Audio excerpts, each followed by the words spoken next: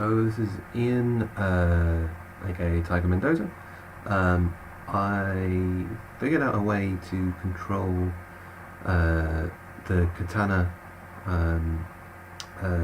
the tone bank, the different presets, using MIDI over USB from Ableton Live, and I shared it in Reddit, I think, to see if anybody else is interested in finding how I did it.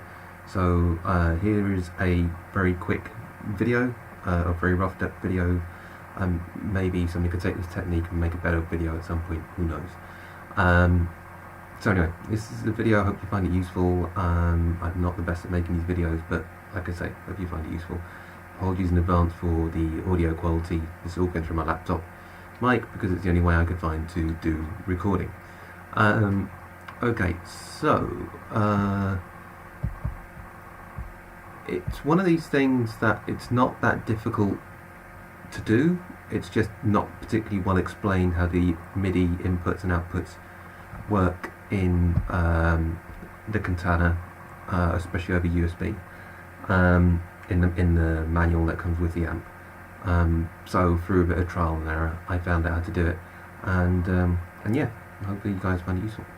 So the first thing you want to do when setting this up is, so I've got Ableton Live, this is 10 Suite, it doesn't really matter, pretty much any copy of Ableton will work, that with any copy of Ableton with MIDI outs will work. I'll explain more about that in a bit. I have the Boss Tone Studio installed, and you can see I have underneath there somewhere in the video, I have a camera pointed at the panel on the amp, so you'll be able to see when the presets are changing as I'm triggering the clips in Ableton. Anyway, I'll get on to that in a bit more. So first thing you'll need to do in the Tone Studio software is go, I should mention as well, the amp is connected to my computer. This is a Windows 10 laptop over USB. It's just a standard USB cable, USB 2.0. The Katana itself doesn't actually have a MIDI. I've got the Katana 100 Mark II, Mark 12, sorry, 2x12. Oh, you get what I'm trying to say. Like I said, not great at making these videos. But it's, yeah, I think the head and some of the other versions have a specific MIDI input. The version I've got doesn't. So this is all done over USB, but still uses MIDI. Anyway, back to the Tone Studio settings. So to set up the amp for inputs, you want to go into System. You want to go to so you'll see here, if I go to MIDI settings now, so this is pretty key. So I've set this to channel 14, to MIDI channel 14, and you'll see this becomes more important when I get into the clips. But the way it works is, if I just show you this really quickly. So down here is the main. If you use Ableton, this may not be an area you use a lot, but the different tone settings in the amp are controlled by this combination of bank, sub, and program. And so the amp can have technically, well, 8 presets, technically 9, so 8 of the presets plus 1 for the panel setting. And you change each one of those with this bottom one here. And back in Tone Studio, how the numbering may be different, but what you want to do in the program map is change this so it goes 1 through 8 here. So for channel A on the amp, you've got 1 to 4, and then for the presets in channel B, I've got 5 to 7, and then 9 is for the panel. So the panel is where you can, create your own presets on the fly, and it's just everything. It's just on the panel. So that's that. And then in control change, so this will allow you to change the basically switch the different effects on and off. So if you think about it like being able to switch your stomp boxes or whatever on and off,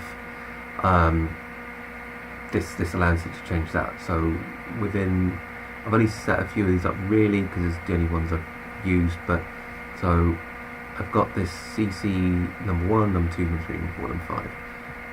It'll make a bit more sense in Ableton when I go into that in a bit, but just if you set this up for now, then it should become a bit clearer in a sec when I show you how I use this.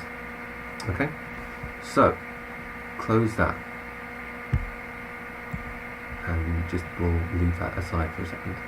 So that sets up the Tone Studio. Now in Ableton itself, to be able to do the MIDI output, I'm going to go to Options, go to Preferences,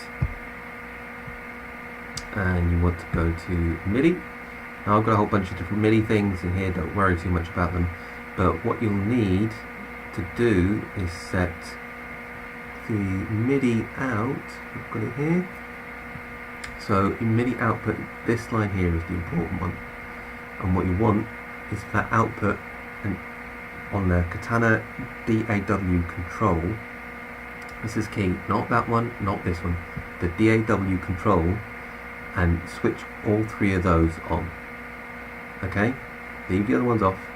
This one's used by the tone bank itself to send the different messages across. This one I have no idea what it's for, but this is the one that actually controls the MIDI outputs, or allows you to output MIDI from Ableton straight to the amp. Okay, again, all plugged in through USB, so that's key. So we'll shut that down. You'll notice I'm not actually using the audio, so you can obviously, you can use the Katana amp to record audio directly from the amp as well, with the USB interface like an external sound card. I'm not using that here. I'm just using Ableton to control the changes in the tones on the amp itself. So this isn't about audio, so this is being able to change settings as I go. The audio can come out and line out on the amp itself. It can go through the rec out. It can go just through the cab speaker. So this, and then once you've got it through line out or mic'd up the cab itself, then your front of house guy or just in the room, that's where your audio will come out. Okay, so as I kind of started to explain, the way that the main thing I've been able to do here is change the different the different tone settings on the amp by triggering a clip, which is pretty handy, and I'll explain why. If you don't get why that would be handy, I'll go into some examples in a bit. So before I do that, so I've set up a channel in Ableton which is a MIDI channel, and you'll see here there are no effects or no instruments on this at all, but on the MIDI 2 you want to change that to your Katana DAW control that we've just set up in the options. If I go back here again, okay, so that's that there, and that's that there. Okay, and then our channel 14, if I go back to tone bank, so this, if I go to system, this is where your RX channel comes in, so that needs to match that. So if you change this to 13 or something, then you need to change that to the corresponding output as well. Okay, but I'm going to leave it at 14 for now because that's how my setup works. Okay, hopefully everybody is still following. Okay, so if I try and do a side by side, so I've got OBS doing my recording as well, just bear with me. Okay, so yeah, like I say, the way that the channels work, so this is programs. The way that the channel changes work is by changing the different programs in the clips. So, and that's all done here. So you'll see here on basic lead, I'll just move this to the side a little bit more so you can see it. So this I've kind of just named them so it mostly kind of matches the first 5 here. So if I just click on here and then just scroll down the clips, you should be able to see program 2, program 3, program 4, and then program 5, which corresponds to 1, 2, 3, 4, 5 here. Okay, so if I then just click launch this clip, you'll see it. You'll actually see in the tone bank in the software itself that the settings start changing so they correspond to that preset. And if I do the same with Sweet Blues, just in case you think I'm lying, it goes to that one. You'll see some of the, not such big as change, but I'll do Big Lead. That changes. It does take a little while for the amp to update, especially when you've got a ton of effects on your preset. So just bear that in mind if you're hopping around them pretty quickly. And then one more, or a couple more. So this goes to number 4 there. And hopefully you see in the video there, and the actual video on the amp, it's changing the lights in the amp, and the channel LEDs are changing there as well. Just in case you don't believe me, it's not so that the amp is actually talking back to the tone bank software, but it's actually the amp itself that's changing. It's not. So Ableton doesn't talk to the tone software. Anyway, you get what I'm trying to say. And then we'll go over to channel B, settings B, and you'll see there I am now on wall of delay, which is pretty cool. Okay, so that's pretty useful. You can then take that a step further if you want to, by going to, so as I said, each of these, so these buttons here, basically the buttons are to switch to different individual effects, your booster, your mod, your effects, etc, etc. They can all be switched on and off in the clips as well using using MIDI. Oops, sorry. So the way you do that,